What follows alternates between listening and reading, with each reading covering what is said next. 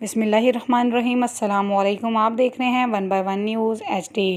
خبر شامل کرتے ہیں۔ قصور تھانہ صدر کی حدود نواحی گاؤں کھارا میں فائرنگ کا سلسلہ آدھے گھنٹے تک گاؤں میں گونجتا رہا۔ گاؤں میں شدید خوف و ہراس پھیل گیا۔ قصور فائرنگ سے 2 افراد شدید زخمی ہو گئے۔ زخمی ہونے والے دونوں نوجوانوں کو DHQ ہسپتال قصور منتقل کر دیا گیا۔ زخمی ہونے والوں میں 25 سالہ فیضان اور 22 سالہ محسن راہگیر شامل ہیں۔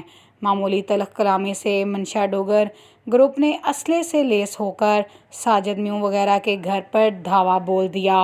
کھارا گاؤں میں آدھے گھنٹے تک فائرنگ جاری رہی، جبکہ مقامی پولیس روایتی سستی دکھاتے ہوئے لیٹ پہنچے۔ آپ کو اپڈیٹ کر رہے ہیں۔ قصور تھانہ صدر کی حدود نواحی گاؤں کھارا میں فائرنگ کا سلسلہ آدھے گھنٹے تک رہا۔ 2 نوجوان شدید زخمی ہو گئے، جن کو DHQ ہسپتال قصور منتقل کر دیا گیا۔ زخمی ہونے والوں میں 25 سالہ فیضان اور 22 سالہ محسن راہگیر شامل ہیں۔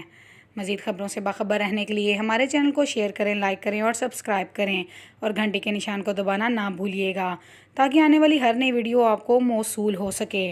تو دیکھنا نہ بھولیے گا ہمارا اپنا چینل 1/1 نیوز HD۔